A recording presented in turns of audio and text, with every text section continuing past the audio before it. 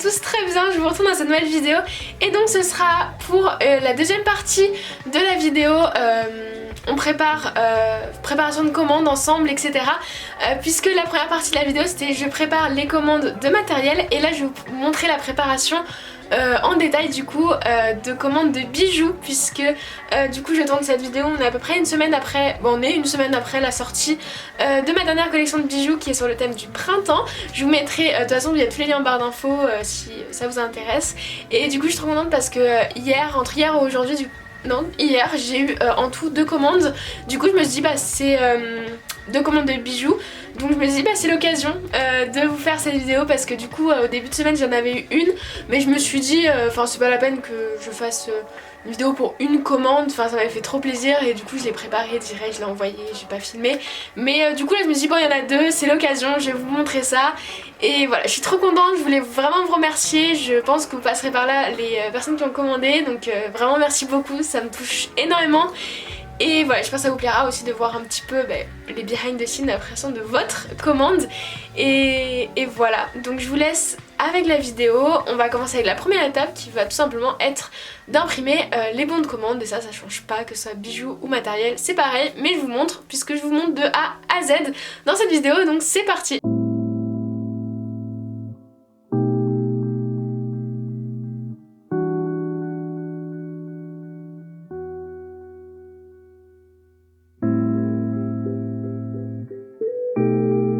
Donc maintenant que les bons de commande sont imprimés, je vais aller du coup là où il y a tous les bijoux, donc c'est à côté de mon atelier, dans mon salon, récupérer les bijoux qui ont été commandés. Donc il y a 4 bijoux en tout qui ont été commandés, je vais vous montrer ça. Donc j'ai sorti les petites boîtes dans lesquelles il y a ce que j'ai besoin. Donc là c'est la boîte où il y a tout ce qui est des marchés, des petits des bijoux dorés, etc.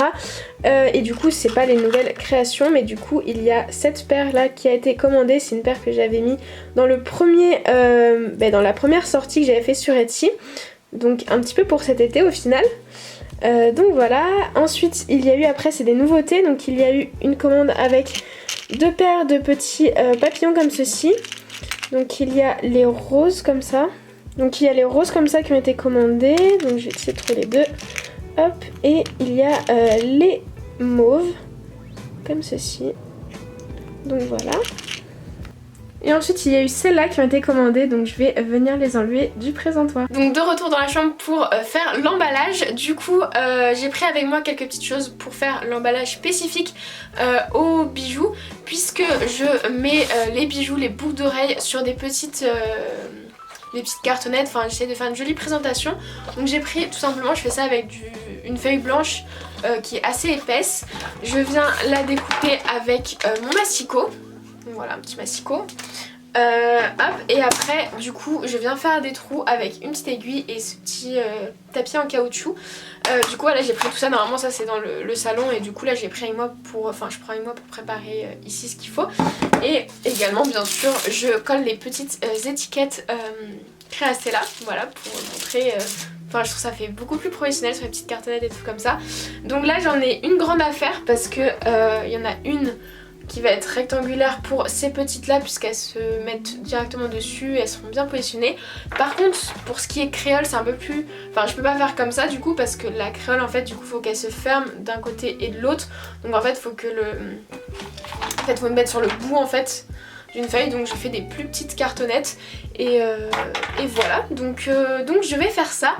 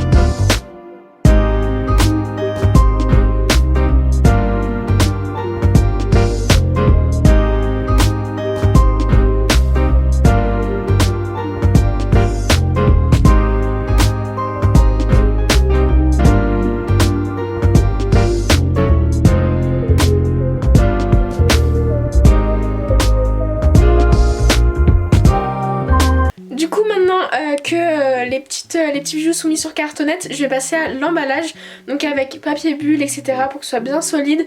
Je rajoute pas de papier bulle sur les colonnes de matériel parce qu'il n'y a rien qui nécessite plus de protection que l'enveloppe bulle, mais vraiment les bijoux, je rajoute, en plus de l'enveloppe bulle, je rajoute du papier bulle. Donc voilà, c'est parti, je vais vous montrer tout l'emballage.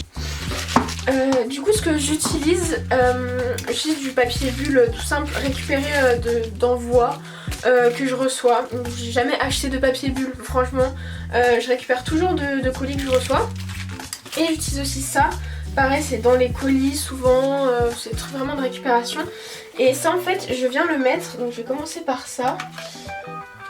Je viens le mettre sur les boucles d'oreilles comme ça qui ont des clous comme ça, les puces, pour éviter que ça se torde. Du coup je pique ça derrière, voilà, comme ça évite que les picots se tordent. Ouais, je lésime pas, franchement pour les bijoux, je lésime pas sur la protection parce que voilà, le matériel, il n'y a jamais trop rien qui risque, mais vraiment les bijoux, enfin ça m'embêterait vraiment que ça arrive en mauvais état. Donc voilà. Du coup voilà, il y a à peine 1 mm de pique qui sortent du coup. Donc comme ça c'est vraiment bien protégé.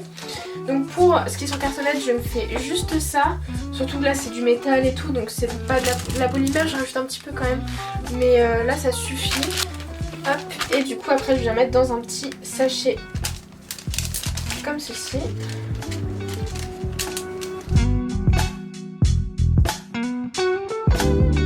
Comme ça il y a une jolie présentation.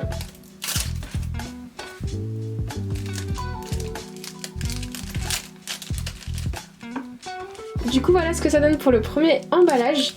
Du coup ouais, c'est comme ça que je fais quand c'est sur cartonnette et je trouve que du coup ça fait vraiment joliment présenté et en même temps c'est protégé derrière, il n'y a pas de souci. Alors ceux-là du coup je pense que, parce que c'est surtout la polymère qui est fragile, l'acétate je pense c'est pas non plus hyper fragile. Donc je pense que c'est pas la peine que je rajoute en plus, que je rajoute tout simplement du papier bulle. Donc je pense que je vais juste mettre en sachet et je pense que le papier bulle de l'enveloppe, ça suffira largement pour ce que c'est.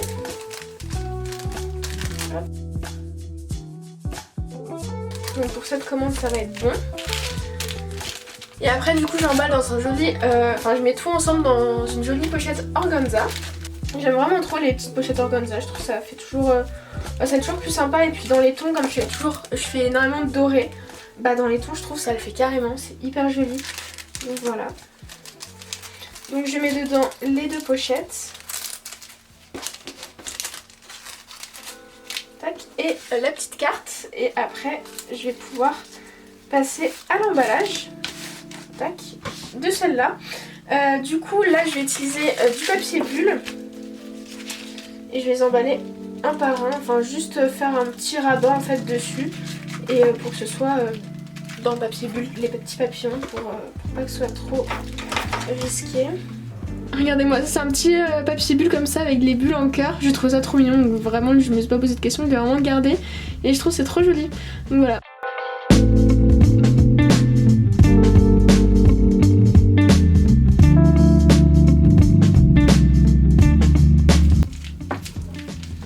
Je mets à peu près au centre. Hop. Deux petits bouts de scotch. Et voilà, comme ça, c'est pas... Hop, comme ça, c'est protégé dans le papier bulle. Et je pense que là, franchement, il devrait pas y avoir de problème. Et du coup, après, je fais pareil pour le deuxième. Et ce sera bon. Et du coup, je pense que même... C'est pas la peine que je mette un deuxième sachet comme ça. Ça va tenir dedans. Ce serait vraiment du surplus, là. Je vais juste fermer histoire qu'il se s'échappe pas.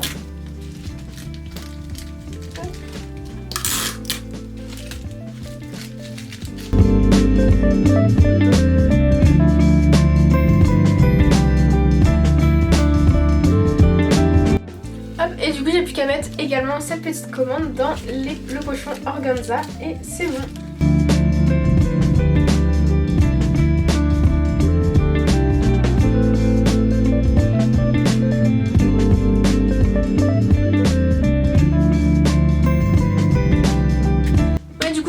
Les petites enveloppes bulles, je pense que dans cette petite, celle-là ça passera. Et j'ai pris quand même une autre tout petit peu plus grande pour celle-ci, j'ai noté l'adresse. Et après je fais l'emballage, donc bien sûr je vous montre pas quand je note l'adresse. Donc maintenant les adresses sont notées, donc je vais pouvoir mettre les petits bijoux dans les enveloppes. Donc là c'est un petit peu le Tetris quand même. Mais normalement il ne devrait pas y avoir de soucis.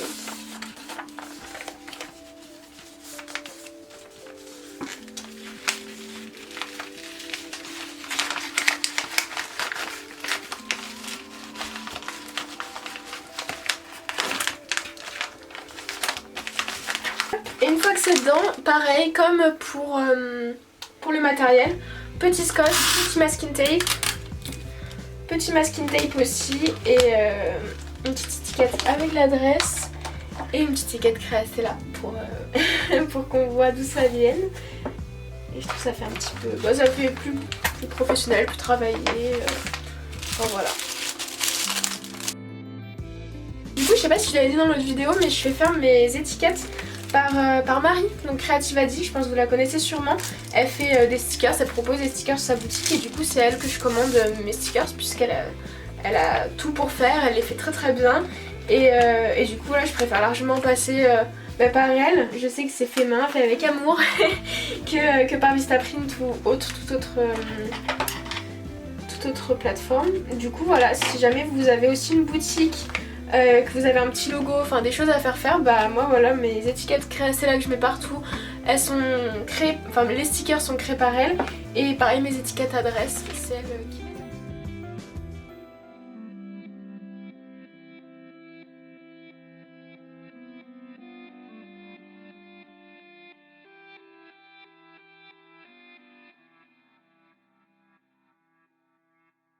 Donc voilà, les deux commandes sont prêtes. J'ai imprimé ce matin du coup des timbres suivis, des jolis timbres et des petites tulipes. Voilà, je trouvais trop sympa. Donc j'ai imprimé ça, j'imprime toujours chez moi du coup maintenant. C'est beaucoup plus simple comme je disais dans l'ancienne vidéo je crois, dans la précédente. J'ai une boîte aux lettres au bout de ma rue et je passe devant tous les matins quand je vais en cours. Donc c'est hyper pratique pour moi, c'est-à-dire que je mets un timbre que j'imprime à la maison et quand je vais en cours le matin avant la levée en plus je peux aller déposer les commandes, donc c'est juste trop bien.